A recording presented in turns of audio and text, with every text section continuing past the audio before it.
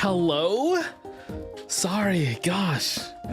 Guys, it took a while, but I finally got it. I got it set up. YouTube like bricked itself for a while. It was really tough. Did they make it? Did they make it? Oh shoot, there's a little bit of echo. Oh, okay, YouTube made it. Souls likes potatoes. Welcome in. I'm glad YouTube made it. Okay, let's go check on the Twitch speed. Sorry, it took me a bit. I was really struggling there for a while. Okay, I'm gonna turn down the music a little. Oh my gosh, multi-streaming is hard. Okay, I do it all manually. I could probably make a service or something, but there's a lot of buttons to click through. Okay, there's a lot of buttons, but I made it. Hello everyone. Hi, how are you doing? Oh my goodness. Hello. Oh my gosh, we got a few first-time chatters here too. Underrated monkey. Hello. Hi. Did I update the stream information properly? Okay, I think I did. I think I did. Ooh, Nana Banana, thank you for the tier 1 for 8 months. Oh my gosh, I think at 9 months you get a new planet. Whoa, I'm in like the 3rd trimester. Yeah, let me make sure TTS is up as well. I'm gonna go bring it up. All right, time to get my notebook and take notes from stream. Oh my gosh, no pressure, guys. You guys are scaring me. You're scaring me. That's crazy. Let's see. What else do I got? I gotta do this. All right. I think I'm ready for this. So the plan today, well, oh, hello Crusader, hello Princess Diana, hello Adam. Okay, wait, actually I should say hello to everyone first. I should say hello, right? Wait, you want me to say hello, surely, right? You like me, right? Do you like me, chat? Chat, do you like me? Do you guys like me? What if you don't like me? I'm gonna cry. Okay. Make sure, I think TTS sound should be available. Gotta check.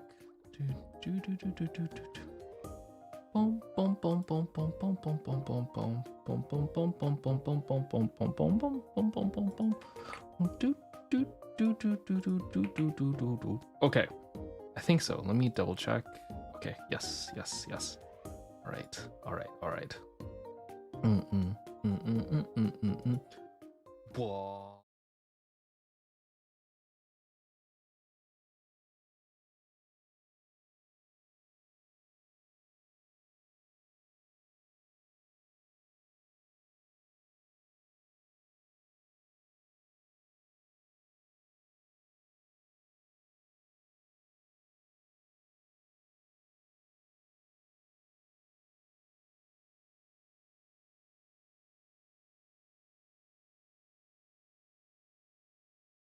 How about now? Oh my gosh. I cannot. That's embarrassing. That's really embarrassing, huh? That's really embarrassing. Oh my goodness. I'm sorry. Well, Lamau. Hi, you can hear me now. Hi. I was just saying hello. Gosh, I was like so excited to the intro. I was like doing a little sound thing and I was just like, oh my gosh, guys, here I come. And now I'm look, here. Bits. That's all. Bits. Thank you for the biddies. Oh my gosh, Auntie, appreciate it. Also, hello, hi Titan, hello King. Okay, let's go say hi to everyone. Let's show hi to everyone. Okay, I'm looking. Who was first today? Oh, hi again. You guys are so sweet. You can really see when I'm like checking over to the side monitor. Titan was first today. Okay, Titan, I see you. And the Melody, Cosine, hello. Sugar Bee, hello. Mish, hello. King Crazy, hello. Me, hello. Ash Polebear, hello. Cookie, hello. Red Scout, hello. Garden Tool, hello. Cali Cat, hello. Ziki, hello. Rosie, hello. CPF, I see you. Welcome in. Anna Banana Womp, hello. Bogag, Jessix, Lawrence, Sai Sauce, Leafy, Horizon, and Nightmare Night, Sai, hello. Catacombs, hello. Jangy, hello. Left Husky, hello. Music Lover, hello. Luna, hello. Nana, hello. Starlights, hello. Wildcats, hello. Way, hello. Hello, Ocean. Hello, Connor. Hello, Bogag. Hi, Carbon. Bye. But also bye. I have a cheesecake that needs to be made. Oh, okay. Well, that's why we have the YouTube VODs nowadays. Oh, and hello, Subtraction. Hello, Dinosaur. Hello, Femfishboy. Hello, Antique. Hello, Connor. Hello, Zeke. Hello, Garden Tool. Hello, Lucia. Lucille. Is it Lucia? Lucililia. Failing the words. And Adam, hi. Hello, welcome in. Hi, Swish. Hello, Nathan. Hello, hi. How are you guys doing? How's your Saturday? Hi, Wildcats. Hi. Sorry, I'm like fumbling with the microphone boom arm quite a bit today. Oh, did TTS just crash? No, it didn't. Okay, good. Making sure it's working. Boom, boom, boom. Do.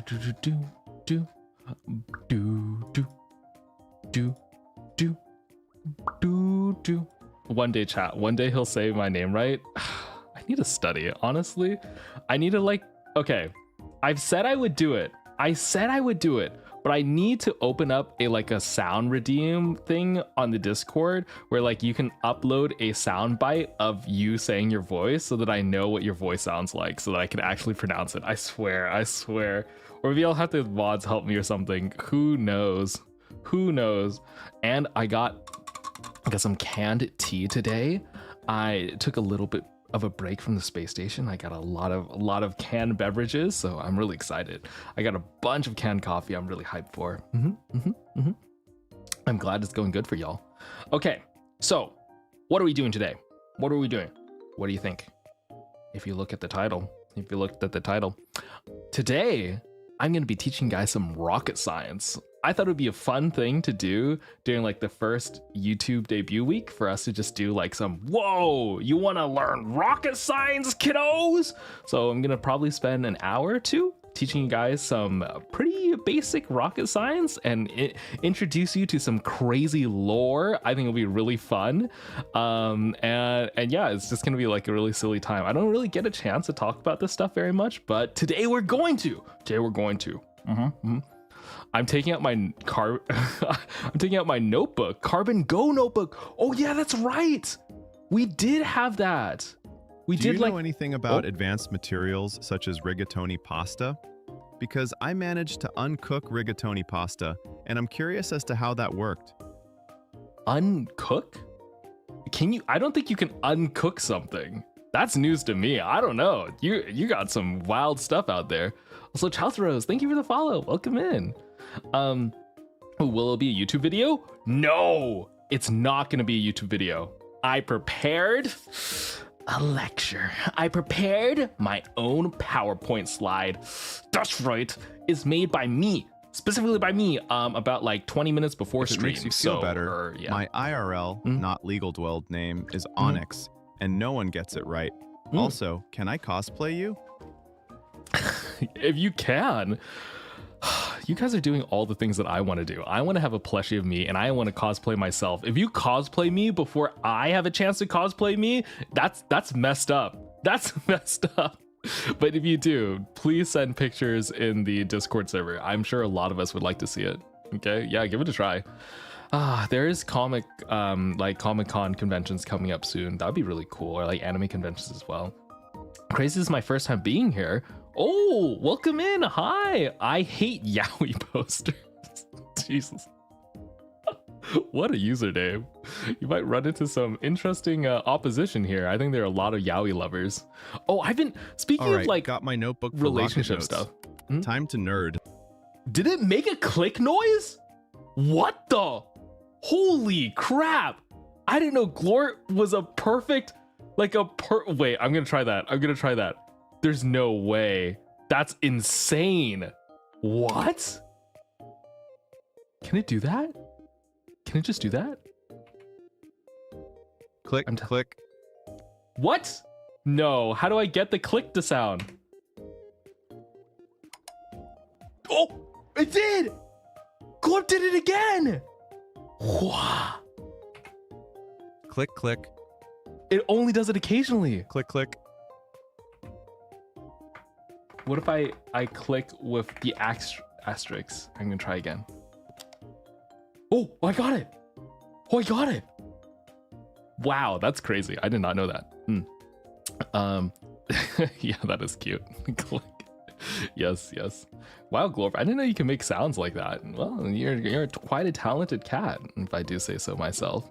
He's like a parrot? Yeah, I know, right? Bang, bang. I think you have to maybe one word and then you asterisk both. I don't know.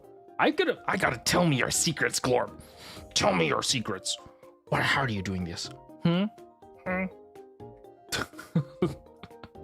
Oh. So yeah, I prepared a little slide for you guys. If you're curious though, there will be no math, there will be no complicated stuff. I will explain to you as best I can rocket physics though. That's crazy! Did you hear that? Glorp! What the? Hey yo! That's wow. Wait, is this a real rocket science? Yeah, this is real rocket science. I am a IRL physicist. Here, should I just get into it a little bit? I can just go ahead and open up the slide, right? Here we go. Here we go. Let me pull it up. Boom. Boom. Boom. Hi. Hello. Hi, can you hear me? Yes, you can. All right, look at this. Look at this. Okay, you guys are playing with Glorp. I see you. I see you.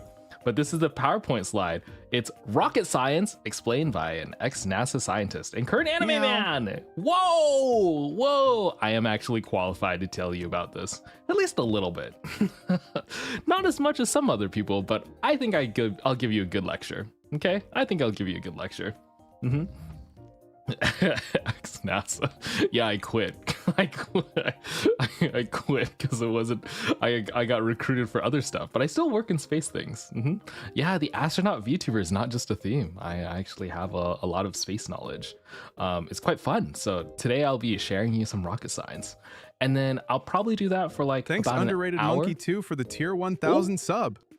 Tier 1000. Holy moly! You went straight from tier 1 to tier 1000. Thank you, Underrated Monkey. Lamau. Holy wow. I must be a bajillionaire now. That's insane. Tier 1000. Also, people, hello, welcome in. Okay, so I'll probably do this for an hour or two, and then thank you, Glorp.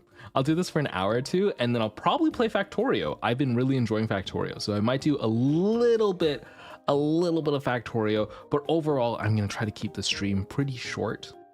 I was kind of debating. I was thinking about maybe I do a drunk stream. I was gonna like drunkenly explain rocket science to you guys, but I was just like, maybe not. I mean, because it's a Saturday, right? I was just like, oh, I could just do like just like crack open a beer because I just went to I was able to grab some. Motherfucker. That's crazy, Glorp. That's Glorp. I can't believe you did that. That's insane. What? Oh my god. Look, thank you for the 10 gifted. Holy moly. What? W Hori, thank you. I appreciate it. What? Glorp, can you thank them? Can you thank them for the gifted subs? Can you, wait.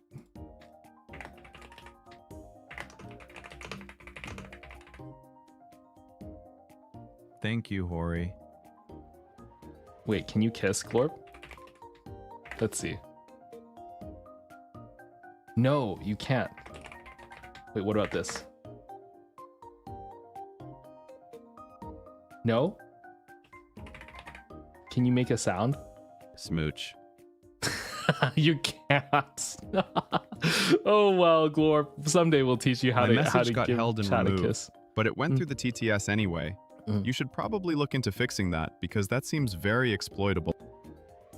It is something that we will fix. I have to set it up.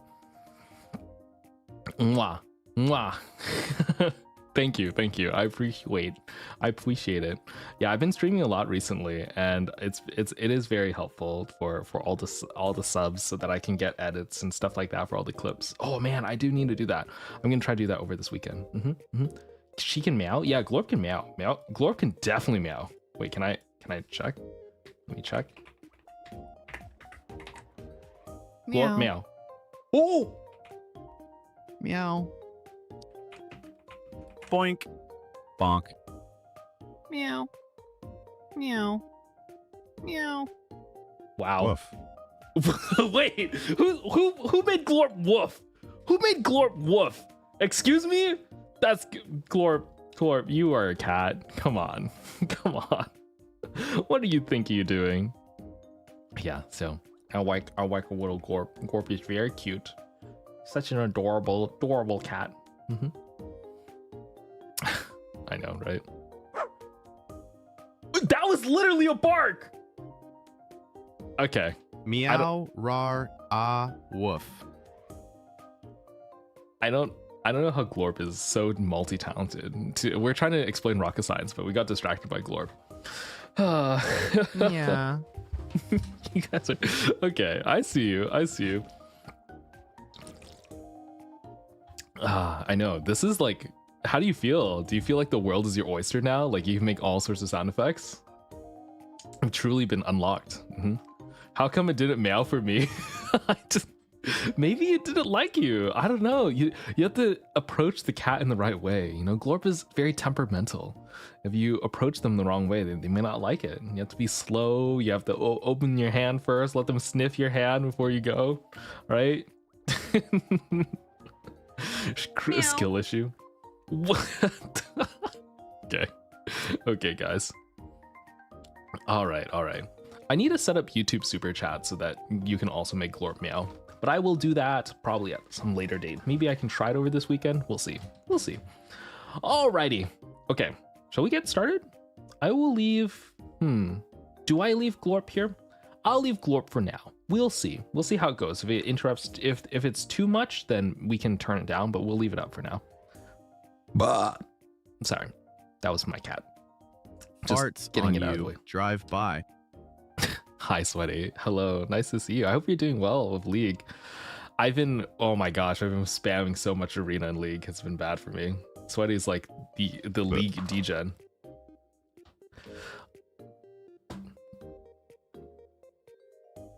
Okay, let's go. Okay, let me sip of water.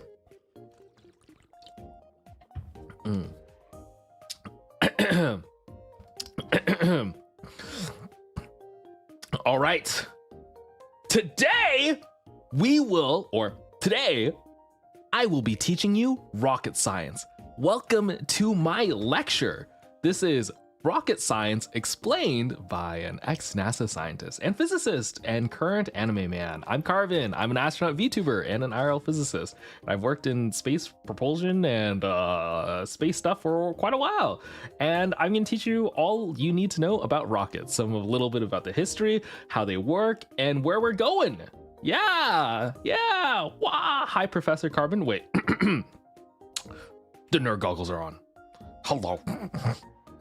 Are you ready to learn all about rockets, guys? This is giving me AP physics through flashbacks. All right. Trust. I think you can handle this. I believe in you, chat. You got this. All right. Will this Shall be we on go? the final? What? Oh, you know, if you have to ask, you're already cooked. You should have looked at the study guide ahead of time. I see the class is gonna have a pretty steep curve. Anyway, welcome to slide 1. This is a rocket. In fact, it's my favorite rocket. This is a rocket, guys. Look at it. Look at its beautiful shape. I'd say out of all the rockets, it's my favorite shape.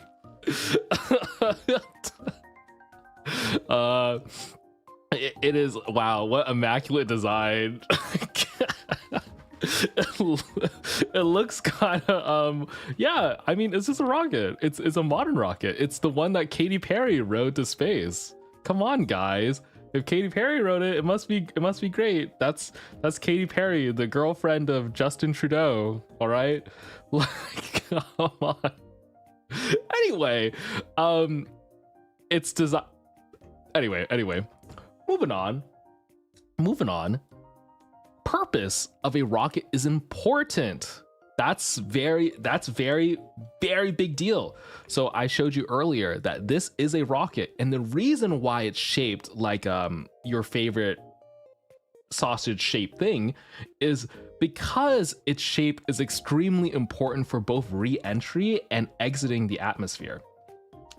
It is made and designed to have as much cabin space as possible for rich tourists to go around and experience zero gravity, and also has a very wide base right here to prevent burning on re-entry. Yeah, so shape is important, all right?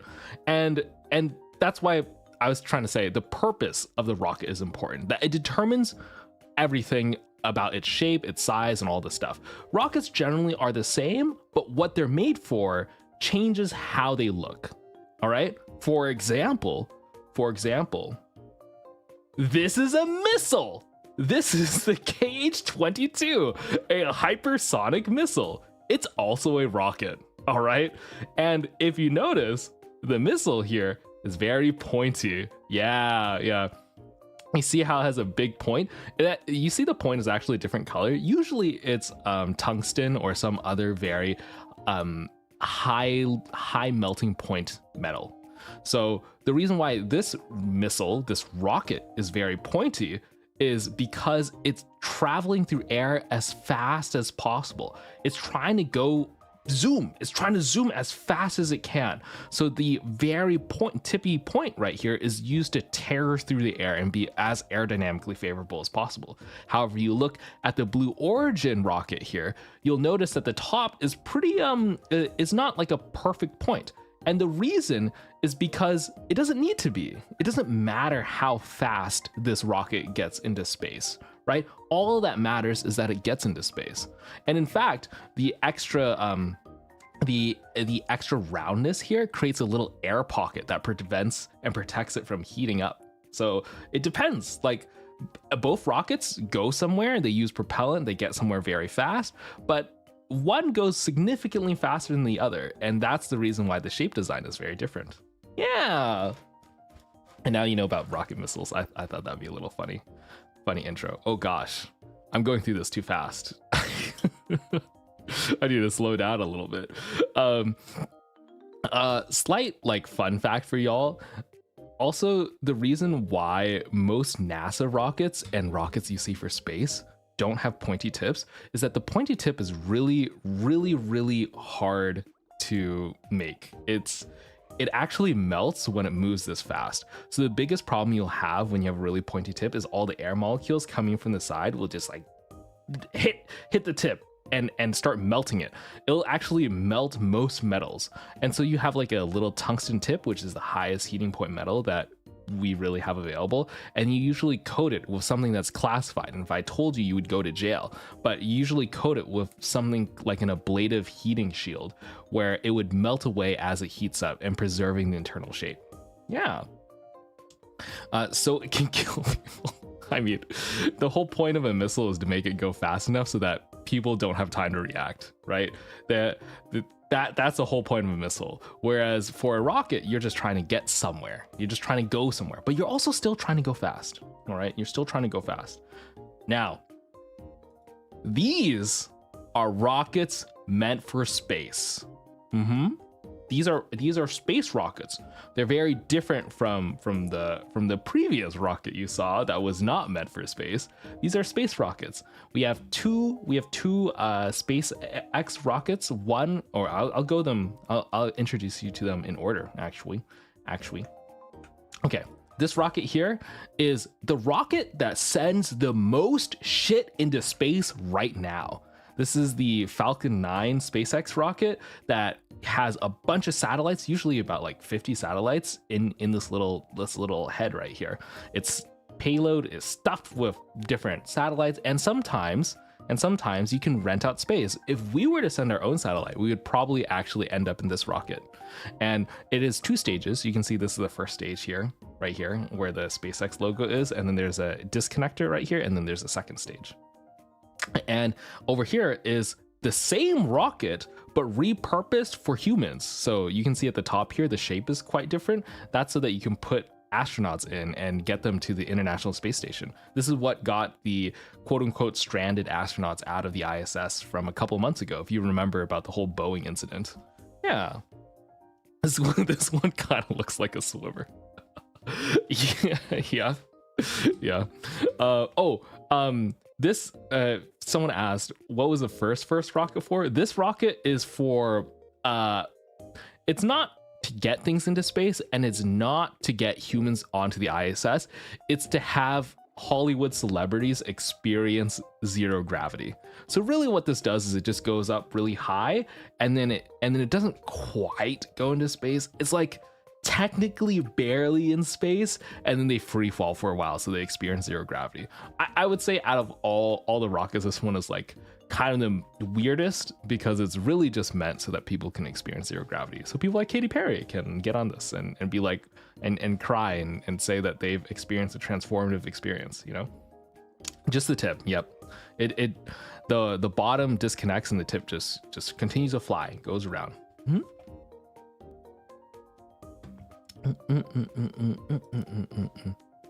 And the last one here, the last rocket all the way on the third side here, this rocket, that rocket, is the space shuttle. Whoa! It's a rocket that did the most trips and built the ISS back in the 1980s. It's the, like, if you think about rockets going to space, this is your quintessential rocket. And it was horribly expensive and dubiously successful. It did its job, but at a very high cost. And it is the world's first reusable rocket. Yeah, this is the one that's getting retired. It's already retired, so we're no longer using it. And also fun fact, the thing that most movies get wrong when you see this in a show or something, they show this rocket going straight up and then turning on over, when in reality, actually, this rocket flips the other way around. So this like little top head here, it's actually upside down.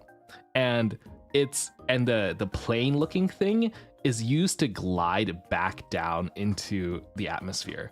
So when it's re-entering back into Earth, there'll be humans on board sometimes, and it will glide in, and the heat will come from the bottom, and then it'll get rid of this booster. And inside this is actually a gigantic robotic arm. Inside here is a huge robotic arm that they use to build the space station. It's pretty cool. We'll probably do a video on like how the space station was built and what's inside it another time. That'd be a really fun one. But that's how this one works. Yeah. So hello, hi Chaos. I'm sad that it's retiring. It looks the coolest. I gotta say, I know the other ones are more efficient, but it does look the coolest. It does, right? Right? Yeah. I'm glad you think it's cool though. So yeah. And let's see. Let me make sure. Is there anything else I need to cover? Oh yeah. So these are rockets meant for space. You can tell like they have different shapes and whatnot. Each one of these rockets are probably like a few $1 million. It costs quite a bit to get a rocket launch, and even to rent a rocket launch. Like let's say I wanted to launch, let's say I wanted to get my PC, like a standard PC tower, into space. I don't know why I use a PC. Let's say I wanted to get something about the size of an airport suitcase luggage into space. That's probably going to cost me about $50,000 to get into space. Quite expensive. And that's just that size. And I'm just buying space on the rocket. The whole rocket itself is quite pricey. And in fact, most rocket launches are insured. And if you ever want to send something into space, you have to check all your stuff to make sure that your thing won't explode. Not because they care about your shitty stuff, but they care about you causing the entire rocket to go down and causing a huge disaster, which has happened many times.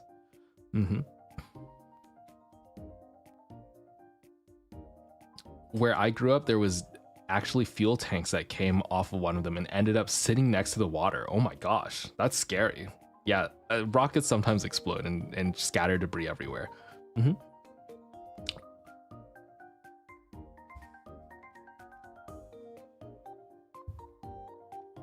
It's kind of off topic and probably an obvious question, but do astronauts in the International Space Station have shifts? Yes, they do have shifts. They spend like, I believe 3-month shifts, and they rotate out. So after you spend a little bit of time in space, you're done, and then they take you back to Earth and they replace you with a new astronaut, and they make sure that there's a certain number of astronauts on board all the time. I wish humans could travel to space using spin launch. You mean like a space elevator or like a propulsion system, like a catapult? That'd be so funny.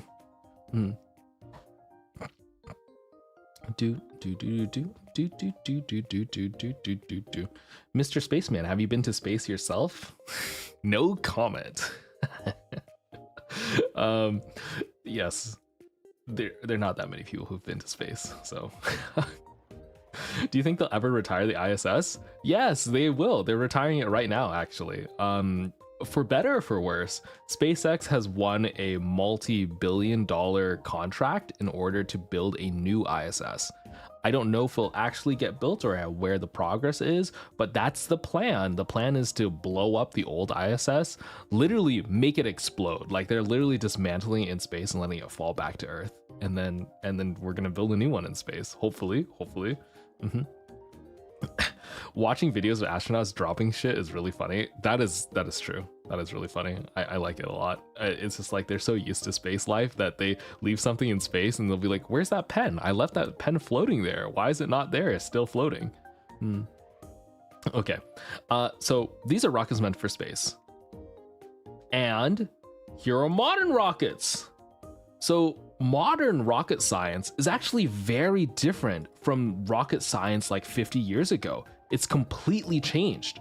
I don't know if you know this, but modern rocket science is all about saving costs. So back in the day, it was really like in the Apollo era missions when we were trying to land a man on the moon, it was, can we do it? Is it possible? But now that we know it's possible, now it's about, can we do it cost effectively? There's a lot of good reasons to go to space, such as doing research, but also sending up satellites to collect data, to do satellite Wi-Fi, even like computing. Apparently some people want to put data centers into space. Who knows how well that will go? But regardless, that's all banking on making rockets cheap enough, right? So how do you get rockets cheap enough? The main thing that people are investigating right now are reusable rockets. That's like the big thing that everyone's trying to do. This is the SpaceX Falcon 9 launch sequence. So you have like your two-stage rocket, you have liftoff, you have a rocket stage separation where you get rid of the first stage, and then that first stage has some fuel left and then slowly descends back so that they can save the whole stage barrel. Whereas the second stage goes to space, they separate out, and that whole second stage is tossed away. And then you have a little satellite deployment, or multiple satellite deployments. Usually there's a bunch of stuff inside here that they throw out. And the reason why modern rocket science is all about saving costs is because we want to do a lot of rocket launches. And in order to do a lot of rocket launches, it needs to cost not that much, because the first couple times it was a lot. It was a lot of money. And to give you some perspective, let me find it. Let me like go.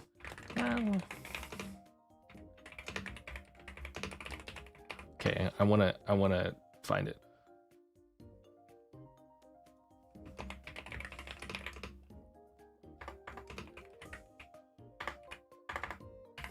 Give me a moment.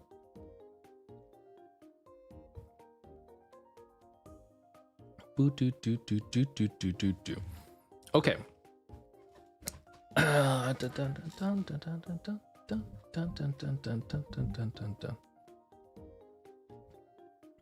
All right. So during the Apollo era missions, NASA was funded 5% of the entire United States budget, which is arguably not that much. But still, it was $300 billion about, adjusted for today's money. And that was all the money it took for them to even develop how rockets would work in the first place. And it was quite hard. It was quite hard to do. They struggled a lot. They struggled a ton. But now that all that core research is done, now it's just optimizing it and making the process safer. A lot of people credit SpaceX for making reusable rockets, but NASA did it first. Surprisingly, well, I guess not surprisingly, if you know, NASA has done this many times and has proved that it's possible. It's just they didn't spend the time to iron it out. Sorry. Okay, what about safety? Is it a priority or no? These are considered life critical systems. So safety is a priority, but everyone knows, including the astronauts, that there is some jankiness going on here. Like, you are facing very high risk. There have been multiple rocket launch disasters. But that's why they do dummy tests before they put people inside. So there's a huge safety precaution, but the problem is you can't test a bunch, right? Every time you test, it costs a ton of money. And so both governments and companies are very hesitant to do a lot of tests. It's just like how when commercial airplanes first came about, there was a ton of airplane crashes early on because it hadn't been tested a bunch. Nowadays, airplanes are way safer than even driving a car. But back in the early days when airplanes first came about, they crashed so often that people in outrage forced the creation of black boxes, which were the things that record airplane flights and all the data to audit whenever an airplane crashed, and they were used quite often. Yeah. So we're still in the early era of that rocket travel, and so things will go kaboom. So yes, modern rocket science is pretty much just about optimization. That said, early on, rocket science was pretty crazy. It was pretty challenging. Like, when I say pretty challenging, I mean really freaking challenging. I showed you this picture. This is my favorite picture. I've talked about this before, but this is my favorite little rocket fact. This image is from NASA's Summer of Hydrogen. I also attached this little photo of some guy refueling his car. It's because back in the early days, NASA couldn't refuel their rocket without burning the entire facility down. Like, literally, this was a problem. During the summers of 1980, there were invisible fires that plagued the entire facility because they were using hydrogen fuel. So I'll tell you, yeah, it's called the Summer of Hydrogen because early on, there was hydrogen fuel being loaded into the rockets because scientists had thought, wow, what's the most efficient fuel source for a rocket? Clearly, it's hydrogen fusion cells, right? Like, you can combine hydrogen and oxygen to make water so that your byproduct is just H2O and you get a ton of energy. The problem is you have to handle hydrogen and oxygen. Highly compressed hydrogen oxygen. And if you've ever heard of the Hindenburg, you know what happens with hydrogen balloons and hydrogen gas and also oxygen fires. Very big thing. Wait, like, what happens when you walk into invisible fire? Do you burn like normal? Boom. Or do you feel like your body is burning? Okay, well, how do I describe this? You want me to tell you about invisible fire, guys? You guys ready to learn? Ready to learn some invisible fire facts? All right, I'm gonna change the music a little. What about this one? Okay, I'm down with this one. All right, so here you can listen to some cutesy music while I explain the most horrifying way to go out. All right, you see this broom? You see the broom that is shown on the left? Glorp can point out this broom over here. So there is an invisible fire coming out of that green thing. It's actually a hydrogen fire. You just can't see it. It only becomes visible when it burns you. So in order to find out if there was an invisible fire in front of you, you would hold out a 6-foot long straw broom, and the broom would immediately burst into red flames that you could see if it went into the fire. Yeah, So literally the only way for you to see the fire was to step into it or something else steps into it and then it combusts. Otherwise you can't see it. The reason why it's invisible is because hydrogen burns blue. And during the day, during this daylight, you can't see it. It's a pale blue. It's the same color as the sky. So it was pretty much invisible. If you were outside and you were refilling it, there'd be a fire and a heat, and you couldn't see anything. It would just be there. The only way you would know is when you stepped into it, and then your body would burn and your clothes would light on fire, and then you could see that fire. Yeah, and it would be like a normal fire. You would burn to death. So that was one of the big problems, and it was so nasty because hydrogen is the smallest element.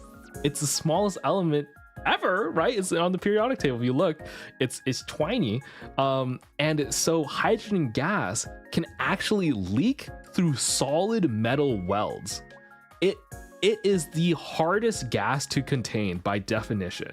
So something that would be airtight for oxygen and other molecules like nitrogen, hydrogen will actually sneak out through it. So if you have a weld, like a metal weld, hydrogen will still go through it.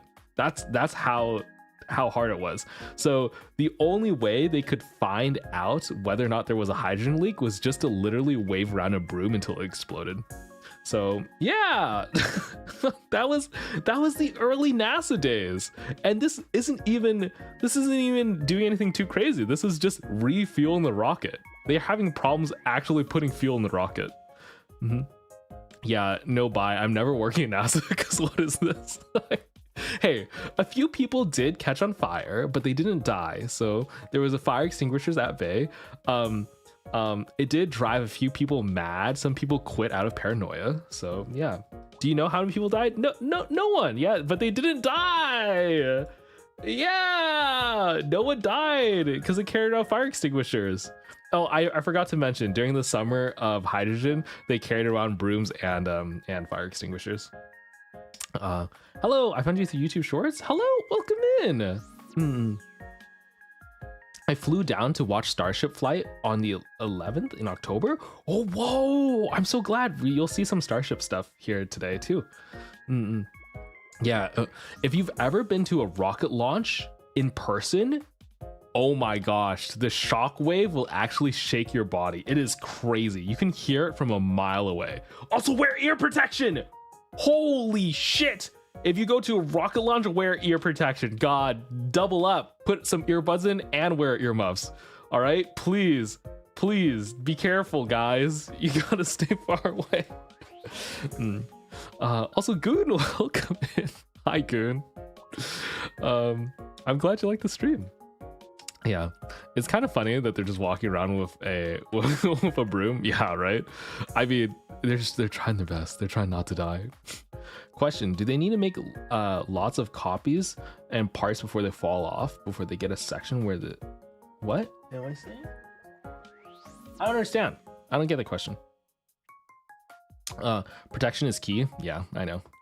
Okay, so early on, rocket science, they struggled with the basics. A lot of the early things was hard. Also, hello, Sakura. The person in the picture looks so happy. Yeah, they do. I don't know why they look so happy. This actually caused many people to go insane.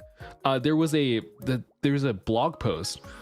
According to some of the early NASA scientists, they were trying to find a hydrogen leak so badly that they couldn't detect with any of their sensors. So normally you'd use like some sensing device that would sense from afar, or like thermal imaging cameras, where you would look with an infrared camera and see where the heat was and where to find out if there was a fire or not.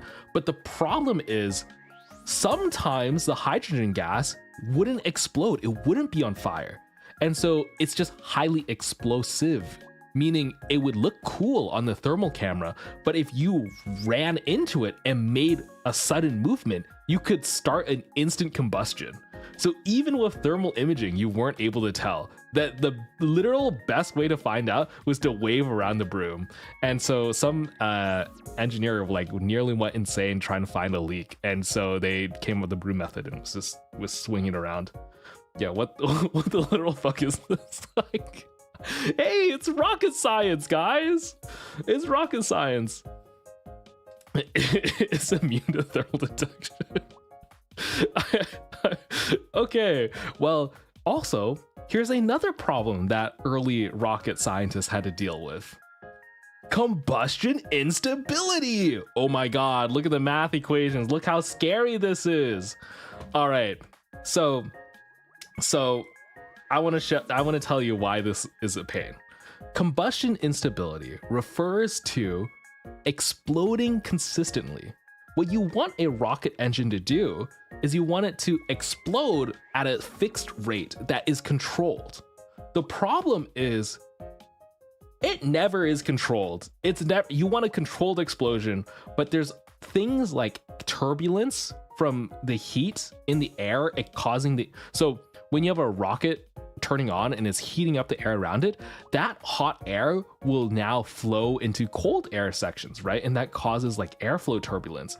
And so you can see in some of these images here how like there's a bunch of swirls from the heat. That's caused from air heating up and spinning around due to the heat. And not only that, because there's increased pressure at the outlet, it's causing shock waves inside the turbine, meaning to model this is a bitch. It's a bitch. Back in the day, NASA had the computational ability of like half your smartphone, okay? Not even half, probably a tenth of your smartphone today. So guys, actually smartphones are really good. It has the computing power of a modern day graphing calculator. Have you ever taken like a calculus class and they give you a standardized graphing calculator? That's the ability NASA computers had back in the day. And they were trying to do what this is called the Navier-Stokes equation.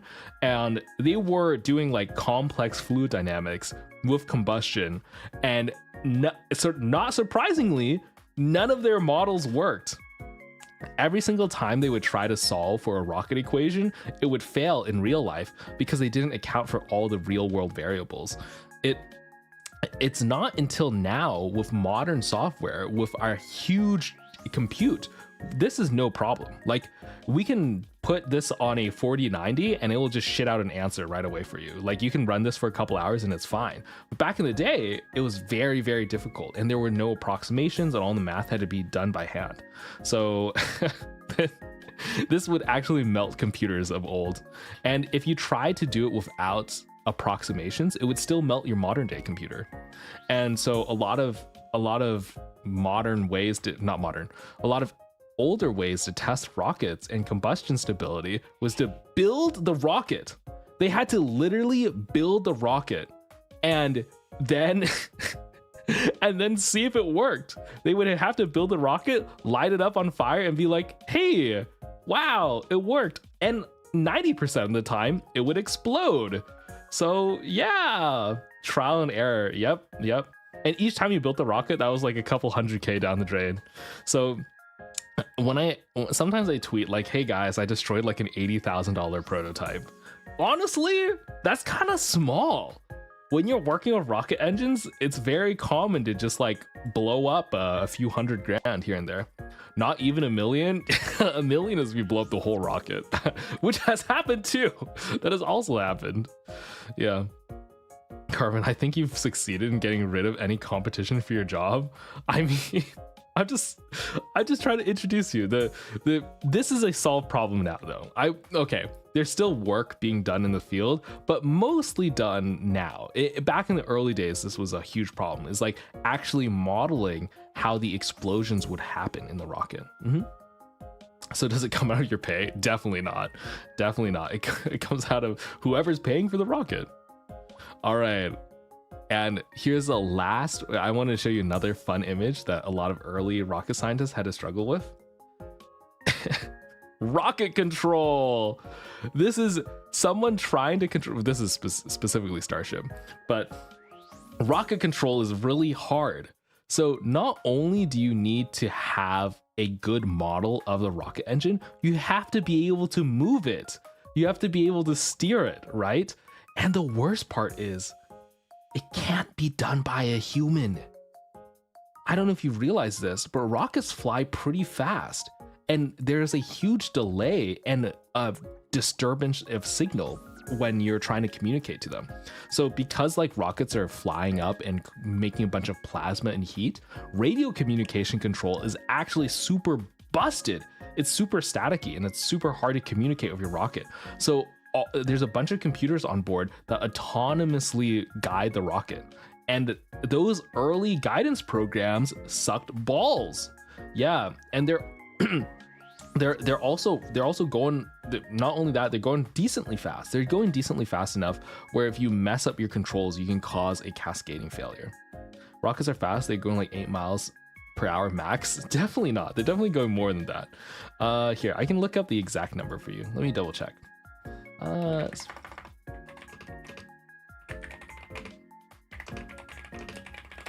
Let's see. Okay. Yeah. The Falcon 9 goes about at Mach 10, which is 7,600 miles per hour. So it's going pretty fast. Hate to say it to you, but they're going very fast. And that means when you make a mistake in your control, it will go out of control very quickly. Yeah. 7,800 is less than 8. You're so right. Yep. So yeah, rocket control was like a big problem. So you have to deal with what is called this right here is just understanding the core physics, which was really difficult early on, and then figuring out how to control the system reliably was also a huge deal. This is where the first auto like AI stuff was coming about. If you've seen self-driving cars or like Waymo cars, this is a lot of the core technology and algorithms here made self-driving cars possible. This is like a self-driving rocket. If you didn't know, all rockets are self-driving. Technically, anyway. Hey, what font is that? I think I know. I just want confirmation. I don't know what you're talking about. This is a very professional font. This is the most professional font that I could find, clearly. Bro is explaining all the ways you can die on the job. Hey, usually you stand really far away from the explosion, okay? I do know a few people who have been, man, they have a thick layer of plexiglass when you're viewing these. So when you like look at a rocket test, usually you're somewhere in the desert, you're super far away, and it's like Mythbusters where you have like this huge plexiglass bulletproof window that you look through to see it. And I've seen images of people with rocket shrapnel flying straight into the plexiglass, and there's like a blade of metal embedded into the glass, and it's so scary. But hey, no, I don't think that many people have died. I don't think that many people have died from these tests. Yeah, it's just you usually observe it in a protected environment. Yeah, and you have to go to the desert to do these, by the way. Also, there's a reason why rocket launches are always done on coasts or not over people's homes, because they explode quite often. It's a fun thing. Like, you got to see the rockets like actually launch. It's a great experience, and you're protected. You know, there's some safety precautions. It's not all doom and gloom. All right. Why are we risking our lives to shoot dildo-shaped metals to space? Hey, because satellites are cool, all right? They're cool. All right. So I just explained to you all these hard problems, right? All these things that are very difficult to solve for. But humans are pretty clever. Humans are pretty smart. And I wanted to show you some of the coolest solutions that I've seen. And I think you'll find them really cool too. So this on the left, the left image here. Yeah, okay. I'm just making sure I got the right left. So on the left image, wait, did I see? Does the sand melt under the rocket? Yes, it does melt under the rocket. Well, usually rockets launch from a platform, so the platform is actually designed to take it. But if the rocket crashes into the earth, which has happened, it will melt the sand around it. Though that's different from a nuclear explosion. I know If you go to a nuclear bomb test site, you'll actually find this like green glass that's at the bottom of the desert explosion radius, because it'll turn all the sand at the bottom of the explosion into glass, and you can buy it. I think there's a couple radiated glass pieces on sale on eBay. Kind of crazy. Sorry, that's a slight side tangent, but there is like a radiated nuclear bomb glass you can buy. It's kind of expensive though. It's a collector's item. Where can I buy glass? Please, guys. I mean, you can also trespass into a active military area and try to find some glass shards. Like if you go to a test site, you'll probably find it there. Great Christmas present, yeah. Trespassing option sounds much more fun. I mean, it's cheaper if you don't get caught. You do get caught though. Anyway, okay. So the image on the right is of the coolest one of the coolest rocket solutions that I've ever seen.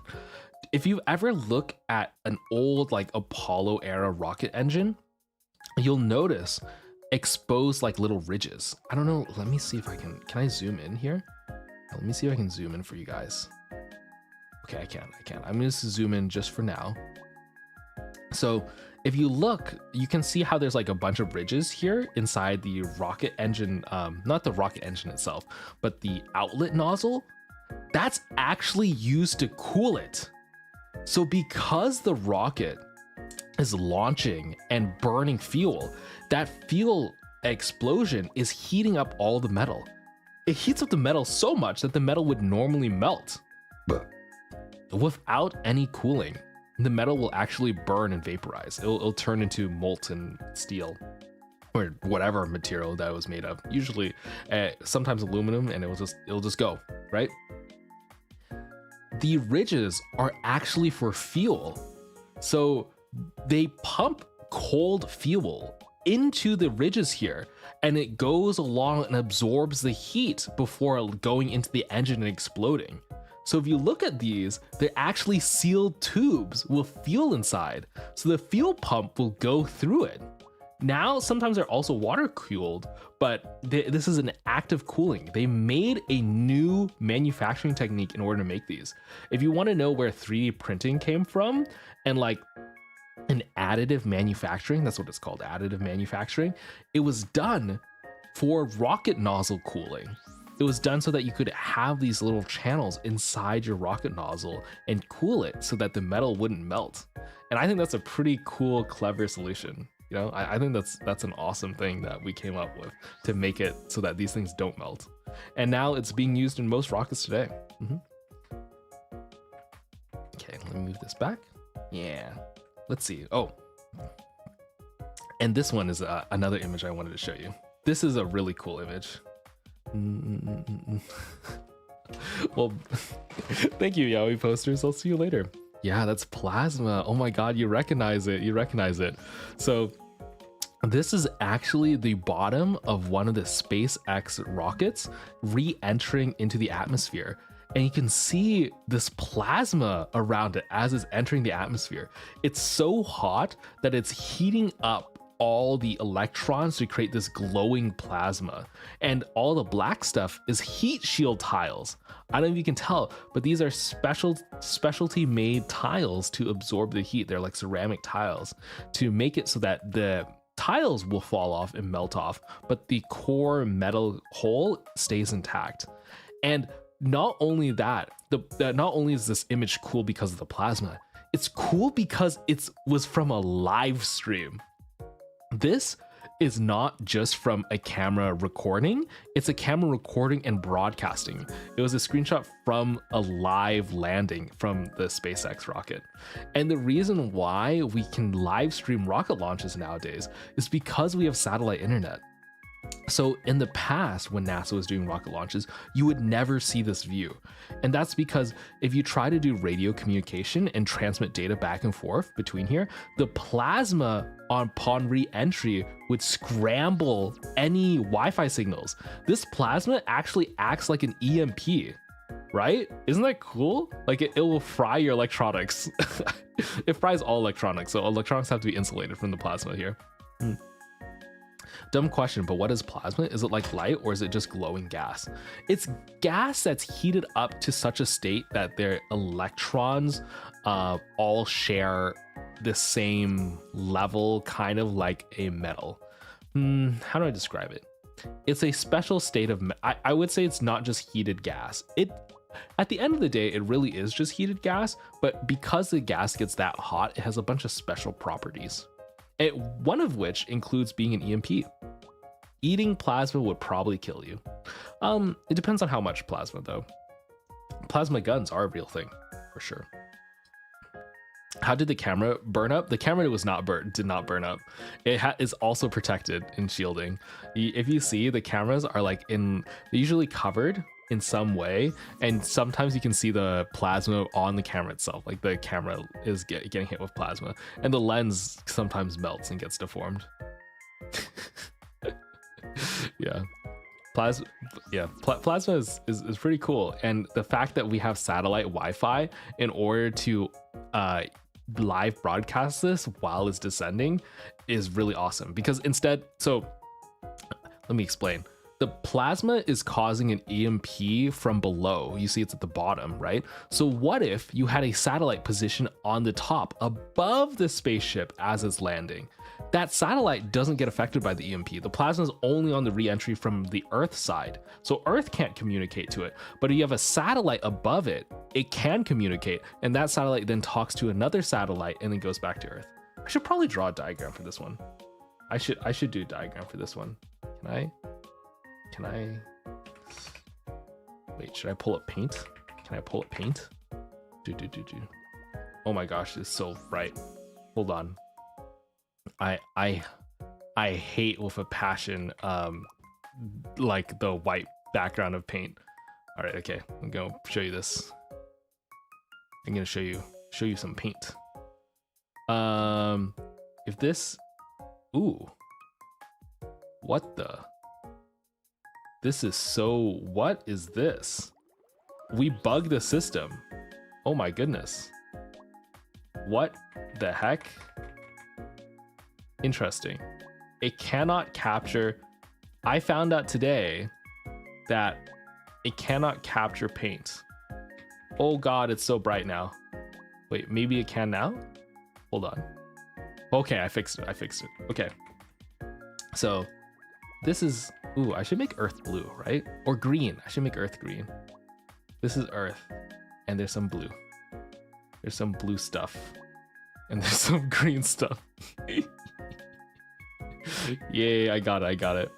Okay, this is Earth, and you have a rocket. I'm gonna say the rocket will be pink. Sure, why not? You have your pink rocket, and it's going down. It's trying to go down to Earth, and there is a wall of plasma around it. Okay, and this plasma is like a no-no zone, and so when Earth tries to point, it's like let's say there's a satellite antenna on Earth, and it's trying to reach the spaceship. It can't reach the spaceship, right? Because it's being blocked by the plasma wall. However, if instead you have a satellite up here, right? This is your satellite. This satellite can actually communicate with the rocket. And what the satellite will then do is talk to another satellite over here. You'll have two satellites. So this satellite then communicates over here to the other satellite, and then that satellite then communicates to Earth, right? So you can avoid the plasma wall. Yeah. So that's how you get live stream broadcast of re-entry from SpaceX rockets. It's a cool new thing. If you even see any footage of it, they're using satellite internet to broadcast it back. Is it bad I'm learning for a college assignment using this? I don't know. I can't believe you're doing a space college assignment right now. Damn. Magic radio triangle. Exactly. Magic radio triangle. You got it. Okay. So I was just showing you like some pretty cool solutions we've come up with for rocket science.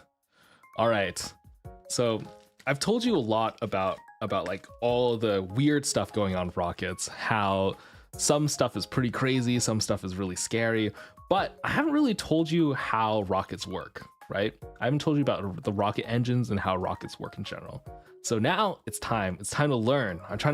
Now you have some investment, right? You saw all this stuff, you're like, wow, that's pretty cool. Wow, Carbon, I would love to learn how to risk my life and limb to send things into space. This is awesome, all right? Okay, behold, rockets look complicated, but they're actually pretty simple, okay? They're actually not that hard. Maybe I'm biased, but I don't think it's that difficult. So when you look at a diagram like this is the SpaceX Raptor engine. It looks complicated, right? But that's because every single piece of like all the little components here, these are all done to mitigate other problems that arise to the main central principle, right? All you're doing is you're burning fuel, you're making it a controlled explosion and getting it to go out. But there's special things done for like cooling, for control, for pumping in all sorts of different fluid mixtures. And that's just where all the extra engineering can go into. So all these are just like tiny things. What's a good example? A good example is like you have a problem and you fix the problem, but in fixing the problem you cause another one, right? Or what's a good example? What's an even better example? Let's say you have a headache, right? Or not a headache. Let's say you have this tummy ache. So you take tummy ache medication to get rid of your tummy ache, but your tummy ache medication gives you a headache. So to alleviate your headache, you take headache medication, and now you're taking headache medication even though you had a tummy ache originally. But then now you also have a dry throat, so now you have to drink water in order to like offset all of those things, right? It's like that, but for rocket engines. So you have like a bunch of parallel problems that come up when you solve one thing, and that's why it looks so weird. Me and the boys talking about rockets. Yeah.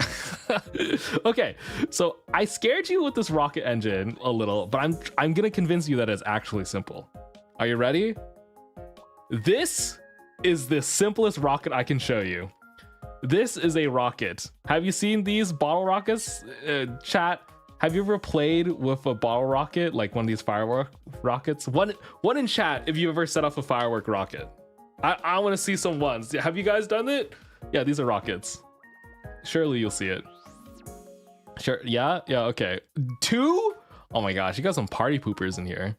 Some of you have never shot a rocket. Oh my gosh, you've never lived. You got to feel controlled explosions.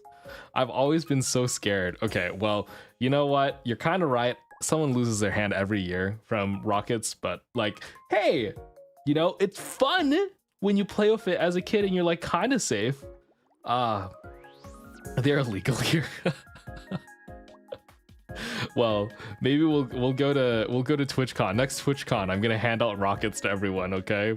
Wait, actually, I will coincidentally leave a box of rockets unattended outside a designated area, and if you use it, it is of your own volition.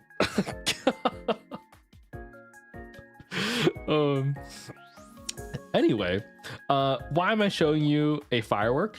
Because fireworks are the simplest version of a rocket. All fireworks are, here, let me rotate it so that it's a similar view, is you have solid fuel. In this case, it's called propellant grain. In a bottle rocket like this, it's actually just gunpowder. And the grain is a bunch of pellets, right? Explosive pellets that are lined up inside.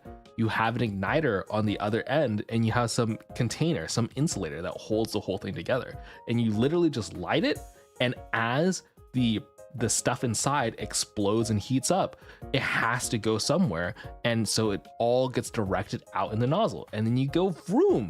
That's how you zoom. That's how the rocket moves. And that is literally every rocket. Every rocket is like this. That's all they are. All right. Okay. this is mainly for solid rockets.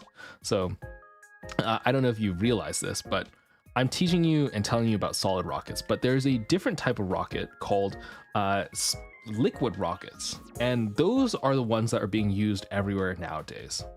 So if you want to send a rocket into space in the modern era, you won't use solid rocket boosters like this. Usually these are still used today, but they're mostly used for defense, like missiles and stuff like that. To get into space and to have the best fuel efficiency, you use liquid rocket engines. And liquid rocket engines look kind of complicated, but really all it is two things. It's fuel, an oxidizer, and a pump that combines the two, and then it explodes. Yeah. So Cyrus, welcome, and Ducky, hello, hi. So the fuel is the thing, like, let's say in this case, I don't know, some petroleum or like methane, for example. Methane can be your fuel.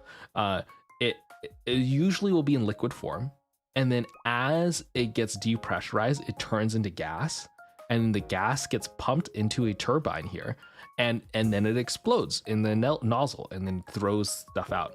The reason why you need an oxidizer is fire does not burn without air, right? If you have ever like put a candle out by putting your hand over it and covering the top, that's what's happening. You're covering and cutting off the air, and it causes the fire to stop. So when you're in space or you're in very high atmosphere, there is no air. There's no oxygen to explode with. So you have to bring your own oxygen. So most liquid rocket engines nowadays, they bring their own oxidizer. That's their oxygen that they need to keep the explosion running. So they have a bunch of oxidizer plus the fuel, and they just mix them. And there's a bunch of complicated stuff that goes into making sure the pump ratios are right and that you can maximize efficiency of these. But really all you're doing is you're mixing fuel and you're mixing oxidizer. And that way you can sustain your explosion even if you're in space, even if you're in a vacuum or in an area where there's no oxygen. Oh. We did a bottle rocket race for school competition and ended up exploding.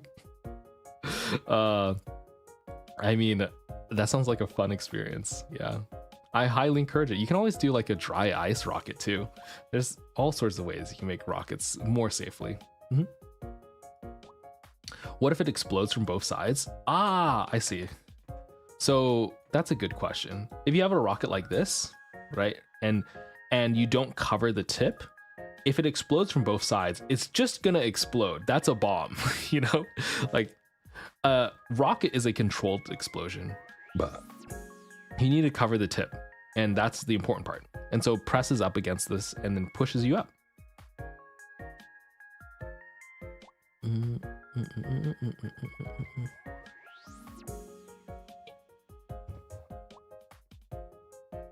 Okay. Ooh, I skipped too far. All right.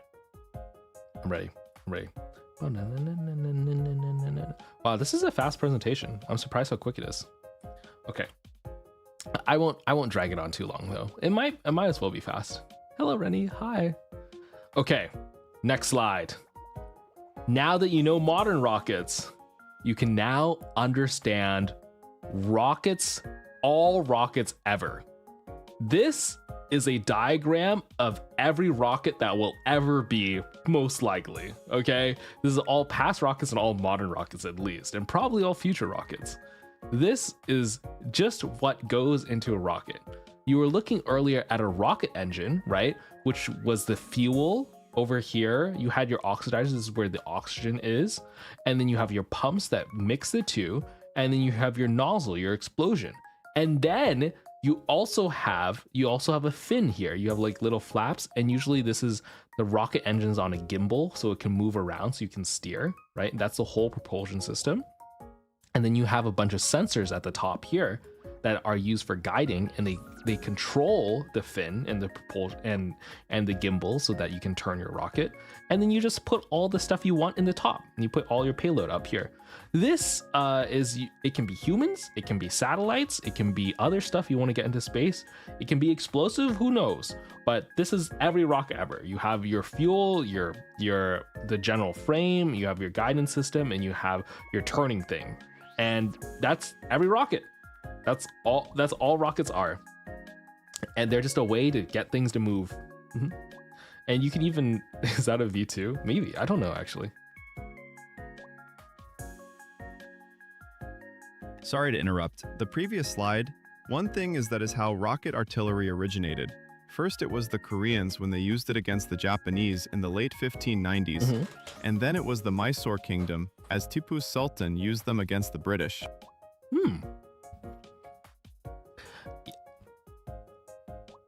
And these ones? Is this what you're talking about?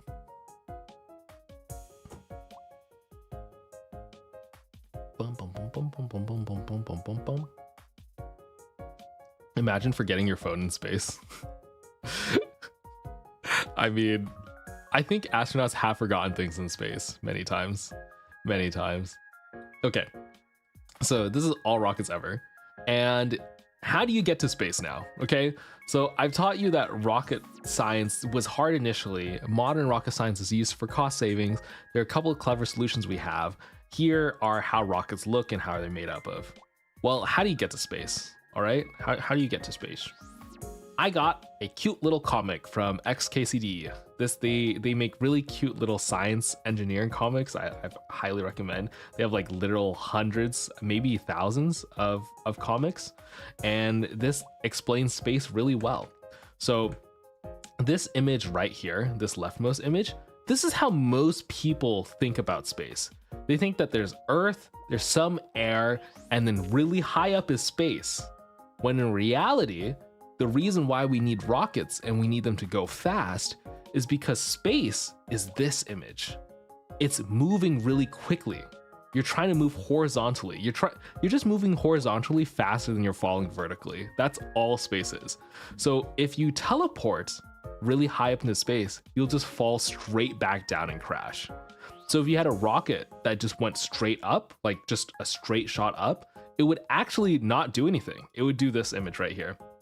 It would go up a little bit, go into quote unquote space, and then just fall back down. And it would not go into orbit. And that's not fun, right? That's not fun at all. So what we try to do, and why rockets go so fast and why they shoot at an angle, is because they want to go off to the side a little. So there's like a parabolic launch. So it goes boom like this. And then if it goes fast enough, it can dodge the ground before it comes to it. And that's the whole point. That's why we have a ton of fuel in here, and we have an aerodynamic design. And that's why the payload is so small compared to the rest of the system, is because you need to get it moving fast enough to throw into orbit. You gotta roll over and speed up. Kerbal Space Program taught me this. Ironically, I've not finished Kerbal Space Program ever. I've never landed on the moon from Kerbal Space Program. I should though. Well, you can once you're free of gravity, but you'll be left behind because the solar system is orbiting the center of the galaxy, which is also moving. I mean, if you teleport high enough, but Earth's gravitational field is actually quite large, so you'd have to move quite far. It'd be quite far. You know, flat Earth should hear this, because if the Earth was flat, then the rocket would be able to go straight. But because rocket cannot go straight, means Earth is round. That's true. We should, man. I should debate a flat earther. I actually know I don't want to talk to a flat earther. My brain would melt. My brain would actually melt. Goodness. How far? You would have to teleport like out of the solar system, pretty much. Technically, gravity always affects you. It's just that the further away you are from the gravitational object, the less force it exerts, right? So if you're far enough away, the force will be so tiny you won't feel it. But over a long enough amount of time, you might feel it and it might still pull you in.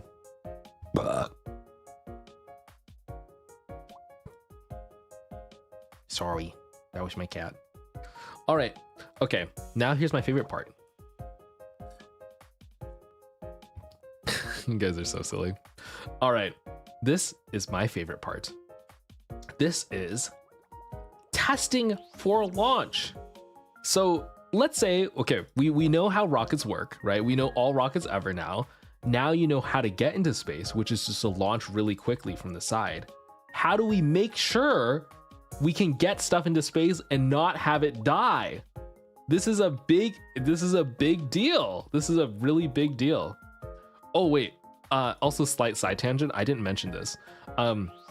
The reason I talked this one stream maybe a couple weeks ago. I don't remember.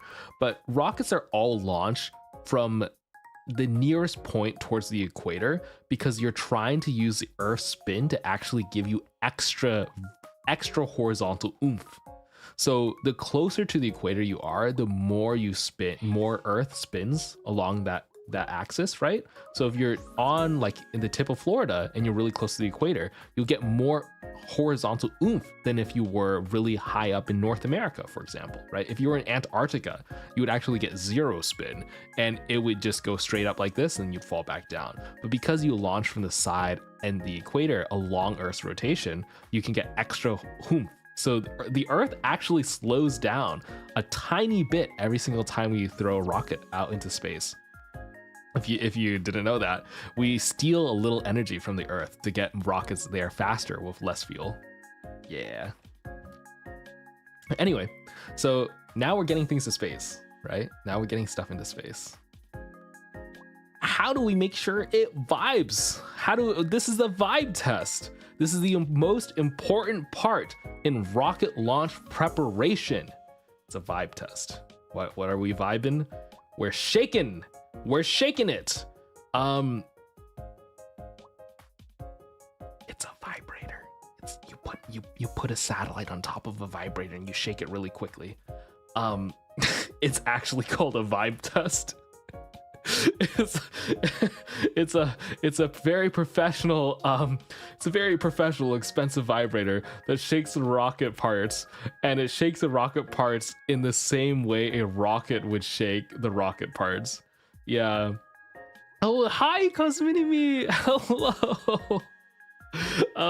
Yeah, all it's doing is the rocket will, so when a rocket takes off, right, it rattles quite a bit. The whole thing is going, right? And as it's going up, all the parts inside get thrown around a bunch.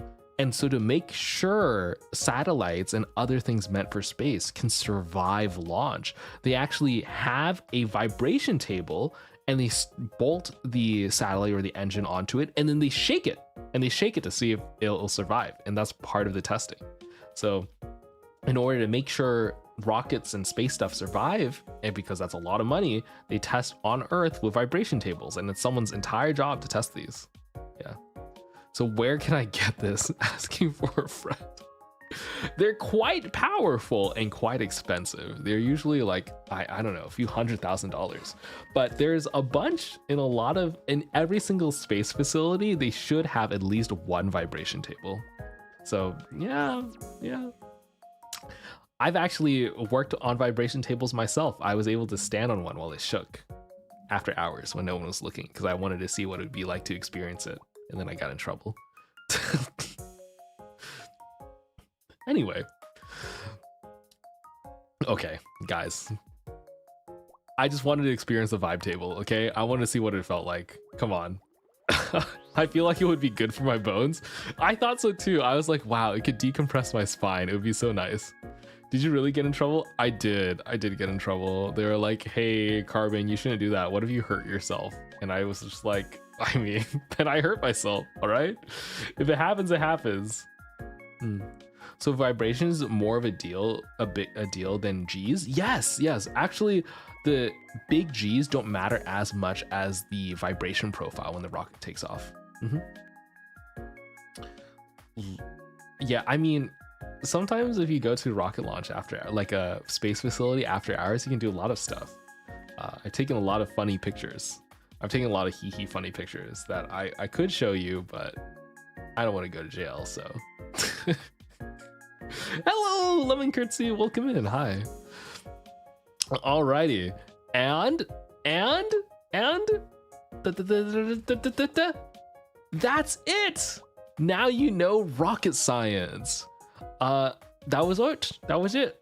So I've just a brief recap.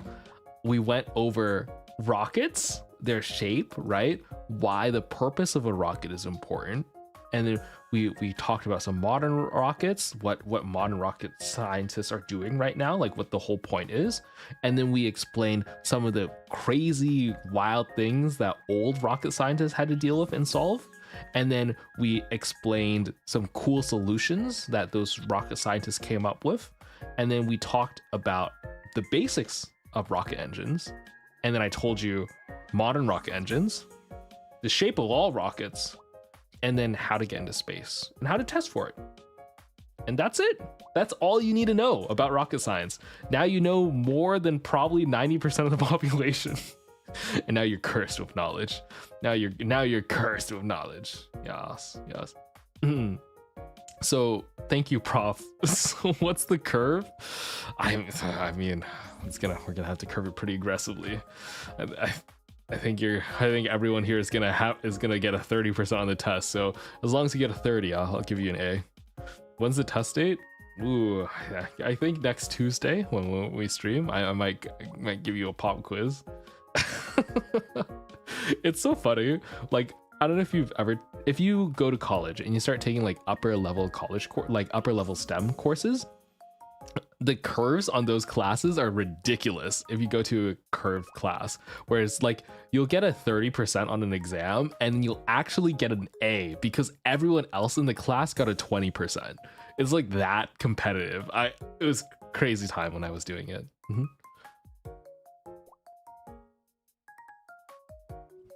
All right, let's get you guys back to the space station. Boom. Whoops.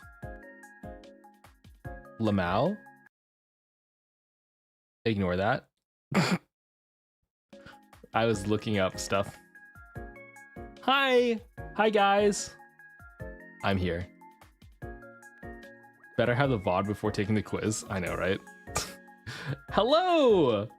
How'd you like it? How'd you like the little science thing? Did you like the little rocket lecture? I thought that'd be like a fun thing, like a fun, cute thing to show. I surprisingly didn't make as many dick jokes as I thought I would. I always found it ridiculous that they set us up for failing levels grades before the curve.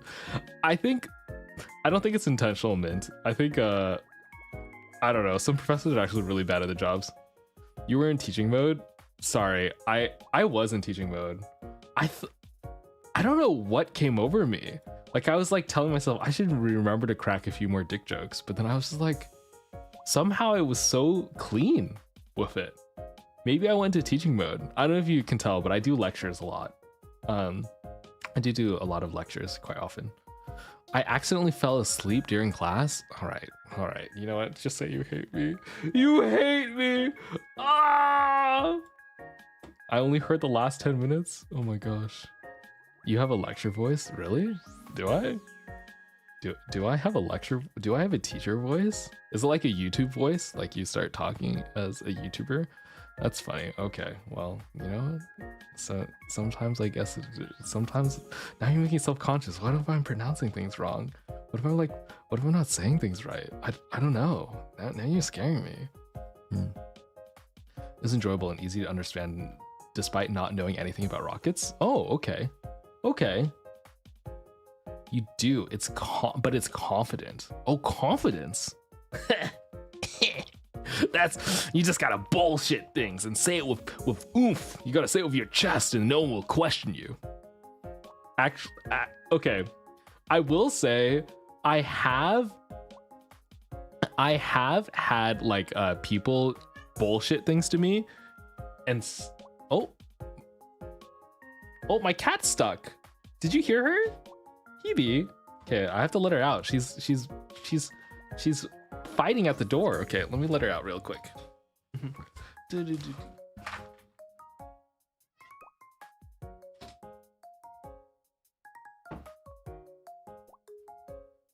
Okay.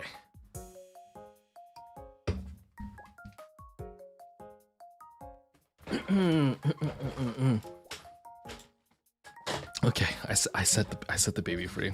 I set her free. I know. I didn't realize she was in the space station with me in this compartment before I started to stream. I closed the door, and when I closed the door, I guess she was hiding under the couch. I didn't even see her. Oh, No, don't worry. She's out now. She's free. She's free. Uh, I'd love it if you showed up to my uni, but I'm British and in a makeup course. I actually have one of my dearest, closest friends does drug design for cosmetics. Like they make lipsticks and like beauty creams and stuff like that. And I think they have like I followed them to their stuff before. So maybe who knows? Maybe you will see me. I'm still not done or over Invisible Fire. I could. Oh man. You know what would be really good of a stream? I need to do a stream of horrible ways to die. I should go in the most exotic science ways to die.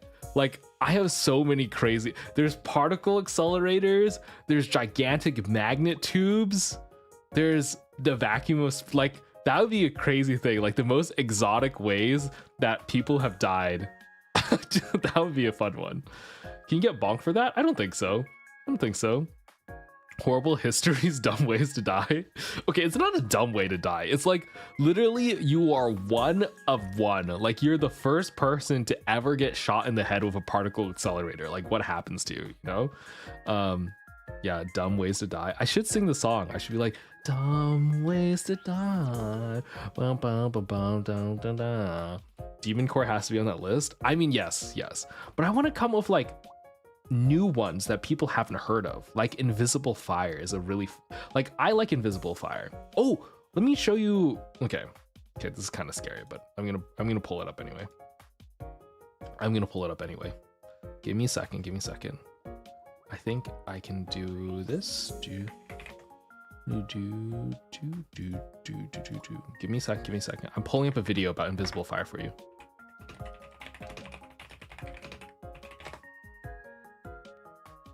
Ah, here it is. Okay, this is gonna be kind of scary, but I'm gonna show it to you. Okay, let me minimize this a little. I'm gonna move myself. Are you ready? Are you ready to see someone actually getting invisible fired? There's a video. Did you know that invisible fire is real? Talladega Nights made fun of the concept, but at the 1981 Indy 500, an invisible fire broke out that was no laughing matter. It all started when driver Rick Mears stopped to refuel on lap 58. The fuel nozzle opened prematurely, spilling methanol all over the car, the driver, and... You see that? This is methanol, which also burns a bright blue. Yeah, race cars are also using alternative fuel sources. So this is all flammable gas and liquid that's going all over him. And you can't see it. And the crew. The hot engine ignited the methanol. This is them freaking out. They're on fire right now. Like there's fire going on right now and you can't see it. It is actually burning right here. Which, unlike gasoline, burns clear. Chaos ensued as people realized there was an invisible fire ripping through the pit. Mears was unable to breathe as he was covered in flames from the waist up. A safety worker tried to help him remove his helmet until he was lit on fire. This right here, this image, this guy's on fire right now. You don't see it in the camera, but he's from this waist up, he's on fire. And so this guy tries to take him off of the helmet and like help him off, but he burns his hands. He was lit on fire. Mears jumped over the pit wall, but he also burned the fire crew and they dropped the extinguisher. He tried to extinguish himself until his dad finally came and saved the day. Have you ever heard the story of Hisashi Ochi? Mm-hmm. He survived 83 days after sustaining a lethal dose of radiation. He ended up dying, but his heart was in perfect condition despite the rest of his body being practically melted. That is so strange. I don't know why the heart would survive compared to everything else. But yeah, this was a F1 driver incident. Now there's a bunch of new safety protocols, but yes, this is a real thing. You can actually light on fire without anyone seeing you. Welcome to new horrors that you now have to look out for. Well, Suho, thank you for coming. I'm glad you're here. Nightmare Fuel 101. I'm trying to think about what other horrible. Ooh, oh no, I spilled my tea. Okay, the spill is not that bad actually. what other horrible science things, like horrible scientific ways to die? I mean, the rabies virus is pretty scary. There's also best way to get rid of people's invisible fire. I think you'd leave a lot of evidence. Can EMI harm people if it's strong enough? Is it straight up baking? What is EMI? Is that a misspell? Prions. Oh, prion disease is pretty scary. Asphyxiation is scary. H2 gas. Oh man, H2S gas? Is that what it's called? Let me find it. Oh, hydrogen sulfide gas. Where is it? Where is it? Can I find an image for you guys? Oh, okay. So sometimes when you're working, you can when you're working on, ooh, you know what? There's a video on this. Do you want to see an incident video? Oh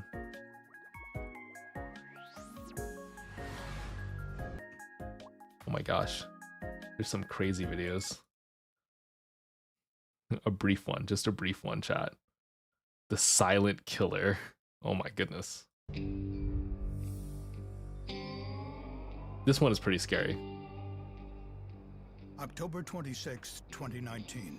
The Aghorn Operating Incorporated water flood station near Odessa, Texas. One Aghorn employee succumbed to toxic hydrogen sulfide gas that had escaped through a damaged pump. His spouse was also fatally injured by the hydrogen sulfide gas while... Anyway, long story short, hydrogen sulfide is very commonly used in mining operations and other stuff. I think it's used for cleaning. I'm not totally sure about its use case, but it is a gas that is very commonly used in a lot of facilities like this. And yeah, it's used in Texas too. And the gas is invisible, odorless, and also corrodes your lungs. So if something happens and you see it, there's a sensor that everyone wears and it beeps when it starts detecting it, and you have to bolt. Like immediately when you see it, the thing to do is to bolt and run away.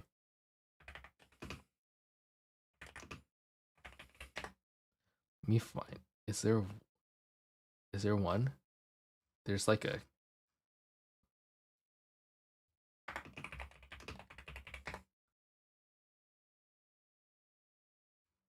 me see if I can find it. Can I find it? Ooh. I couldn't find it, but I found another video that you might like. There's another video that you might like. It's a swordfish that got stuck in an offshore oil rig. What the heck? This... they were having electrical problems, and there's a fucking swordfish stuck in there. Oh my goodness. How did that happen? I think the guy gets it out. Oh my god, they use a claw to pull him out? Is he okay? He went back in! What a fucking idiot. They yanked him out and he just chose to go back. Okay, well, goddamn. Is this AI? No, it's not. It's posted 17 years ago. This is pre-AI. This is a real image. My uncle does this exact thing on oil rigs. He does 12-hour shifts. Pulling fish out of oil rigs? Is that a job? He has to pull them out again. What are you doing, guy? Okay. This swordfish is a dumbass. Oh no. They use a robot to go down? Yeah, they must have, because like it's too scary to go yourself. Huh. Well, that was a fun little side tangent. I'm glad we ran into it.